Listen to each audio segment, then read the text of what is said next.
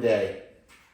I've got my spectacles that helps me see anything that I might miss with my bare eyes, which aren't as good as they used to be. I've also got an assortment of paper, 2,000, 1,500, well, let's just say 1,500, 2,000, and 3,000. All right, I've also got a couple of pieces of 1,000 grit and 600 grit, just in case there's a spot that I need to get down to a little quicker than normal. Well, we're gonna speed things up here. Ain't nothing like a little fresh cup of coffee to make a man work faster. Well, what I've done, I've got me a very fine microfiber towel from Wellworth. Great stuff, great products. I use that with my wax and grease remover, and I remove all of the shop dust and particles that are going to get into the paint. After I do that, I go around and start wet sanding with 1,500. That's pretty fine. We're going to go around and nib out any of the imperfections or any of the little fish eyes that we can find with the 1,500. And then, of course, I'll switch papers in between that. It's going to be a fun hot rod adventure. Each stop is going to be cool in its own, and I want to take you guys along with me. I don't know how it's all going to work out, but I hope that I leave here at 3:30 in the morning, and I hope that I get back before midnight. I'm getting too old for these 24-hour days, but each stop is probably going to be an hour within itself. So anyway, I'm buffing the Bronco, doing the final buff on the Bronco. We'll take a break, go get some lunch, and then I'll come back and I've got to unload the Woody off of the trailer, load a Volkswagen chassis on the trailer, which is part of our flip series that, if you guys are following it, where we flip one single car part into a hot rod. Well, things have gotten a little bit harder this year when it comes to flipping, and yeah, we'll dive into that on our next flip series. So anyway, let's get this thing cleaned down. I'm going to wipe this Bronco down with some wax and grease remover, get off all of the shop dust that you can't really see on it. We're going to do the final wet sand and final buff, panel at a time. Instead of jumping around from piece to piece, a panel at a time. I've already done the 2/4 panels. Next step is the door, then the fender, then we'll do the hood, then we'll do the other fender, then we'll do the other door, and then the tailgate. Let's get busy.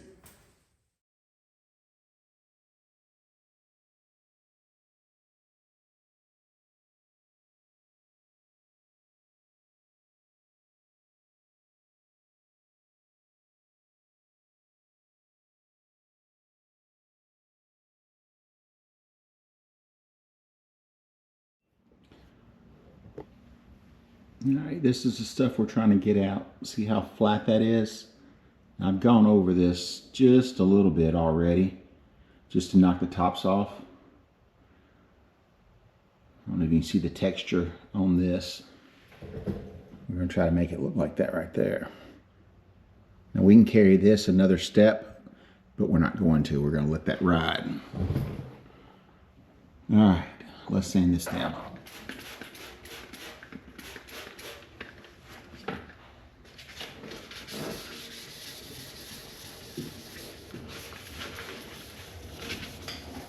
Now I've got a hard block underneath this paper. That block is keeping everything flat. If I didn't have the block and I had my fingers going like this, it would create cornrows, just like out in the farmer's field. You'd be able to see those when you polished it. So make sure you always keep a flat block. See that piece of flake right there? We want to make sure we get that out, because that could be a piece of grit from the sandpaper. Now we want to go ahead and wash that off. That grit could ruin a paint job if that's what that was. Anyway, we don't want the farmer's rows or the corn rows to be in there. So we're going to keep this flat block.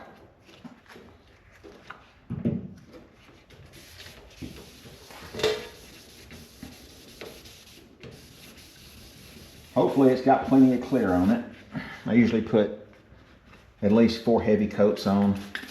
because I know I'm going to be doing this kind of sanding. If you're not going to sand at all, you can probably get away with 2.5 coats.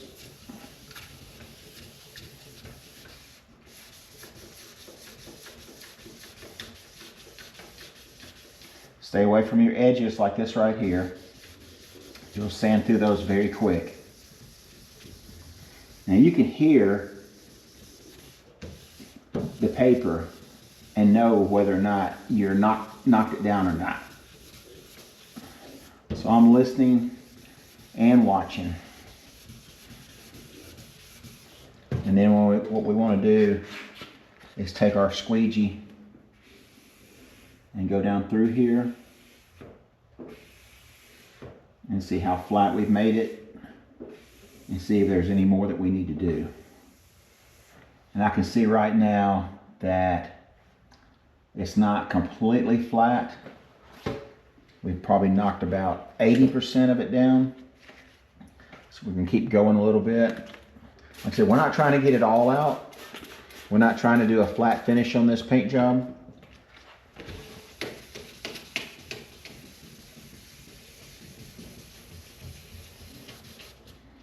We would have had to put a lot more clear on it to do that. A lot more sanding. And just as much buffing. All right, we're going to speed things up. One more cup of coffee. Now, what I usually do, I've already pre-sanded these just a little bit before I made this video. So we're going to start with 1500. We're going to get the panel completely flat, squeegee it down to where I like it, hit it with 2000 and then 3000, and then from the 3000 we're going to go ahead and do the 3-step buffing. Here we are starting off with the white pad, which is number 3, which is number 1, and we go 1, 2, 3, and we finish with the blue pad. So this is the most coarse compound, and the blue is almost like a swirl remover. So let's go on and knock this out, and then we're going to see how good we did. Yes, sirree, it's starting to look good. Let's get this thing wiped down and get this residue off and see how shiny it really is underneath. I hope it's nice. All right, so here's my tub that'll keep stuff soaking in. Now I've lined up my papers. I don't know if you can see, I'm going to tilt you forward just a little bit. I've lined up the papers in there in order how I want to use them. And I try to keep them in that order if at all possible. That keeps me from mistakenly grabbing the wrong paper. We want to go heavy down to the light grit first. So then I've got a squirt bottle, and I'll keep it, making sure that I can keep cleaning off my paper as I go. You'll see. All right, so the paper's wet. This keeps me from having to go back. Ever so often, I'll go back over to my big bucket and I'll spray the paper down and get off any kind of contaminants that we've picked up. We don't want to keep balling that up and running that through over parts that are ready to be buffed. Let me show you another trick. All right, another trick that I've got this, basically it's just a plastic bag with a nozzle on the end of it that a caterer would use to bring you tea for your picnic at work. I just fill it full of hot water from the tap, and as this gets emptied and as my wet paper container gets empty, I just pour some more of this in there. It keeps me from stopping and starting and having to run back inside. This is really a neat trick. I'm glad I use it. You can pick these right here up for $1, $2 at your big box stores. It's just a standard spray bottle. The wet sanding bucket is just a 2-compartment detail bucket. Let's get this thing buffed out. This light that I picked up off of Amazon is simply amazing for this kind of work. It kind of brings a sunlight into this already massively lit, LED lit garage paint booth area. You can see how much brighter this light is.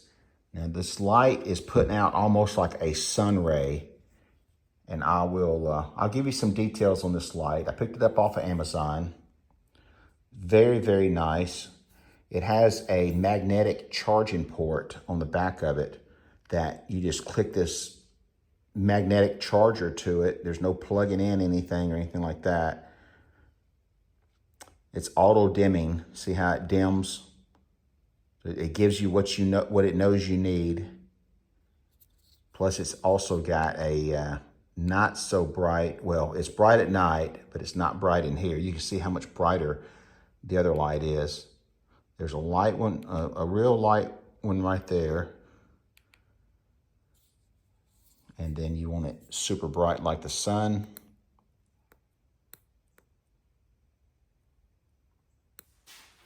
Some of you have seen me show this before, but this is the system that I use. Now, I've used different polishing systems over the years. This one seems to be the best for me now, unless somebody can show me something different. This is the 3M version. It comes with 3 different color pads. This is unsponsored, by the way. This is just what I've been using for the last, I don't know, 6 to 8 years. 3 different colored pads. Pad 1, pad 2, and pad 3. You start with 1, end with 3. You go from wet sanded to fully polished. It's pretty simple. Comes with 3 different compounds. 1, matching the pad. 2, matching the black pad. And 3, matching the blue pad. Get through with each pad and each compound, you're done. Simple as that. Then you can go back over it with a swirl remover or anything like that if you think there's more imperfections. On this blue paint right here, that stuff doesn't show up very good. On black cars, I might choose a different compound at the end or a different compound to get rid of the swirl marks, and then maybe a different pad for your black cars. But this works good on black, but if you're a perfectionist, you may find that there's something else after these 3 steps that you might want to do. Anyway, let's finish sanding, and then we'll get to the number 1 compound and work our way through and try to get this job knocked out.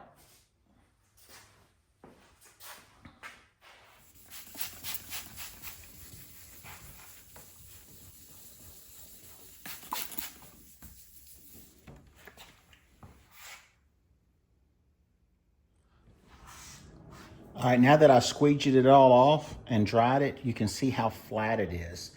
Ever so often, you'll see a little patch of what I call cellulite, little fat cells. That'll all blend in and go away and be part of the same texture as the rest of the car.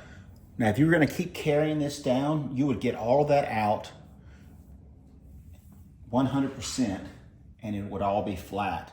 But that's not the finish that we're trying to go with here. Like I said, that kind of finish takes a lot more material and a lot more time, and that's not the way we're doing this particular car here. All right, let's start buffing.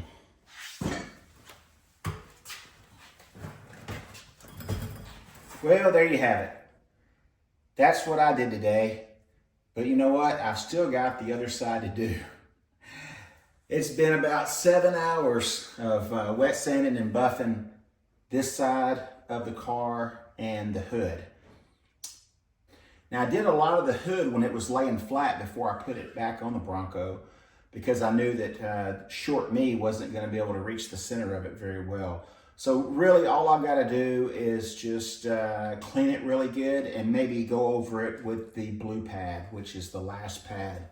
Now, after I get through doing the 3-step 3M, I'll go back and I'll put some sealer or something over, this, some type of a ceramic product or something like that. The paint's been on here for quite a while now, so it's ready for that. And that'll give the next owner that much more protection. They can go out and sling mud and it'll wipe off easy. All right, so I hope you enjoyed this video. I've got to get up bright and early in the morning and take a road trip. I'm going to take you guys along with me. It ought to be fun. So, if you're through watching, then you get out in the garage and go build something. I'd like to thank my sponsors. You'll see them at the end. I'd like to thank Benchmark Abrasives for making an excellent product that helped me get this thing smooth. smooth enough to go over it with this 3M stuff.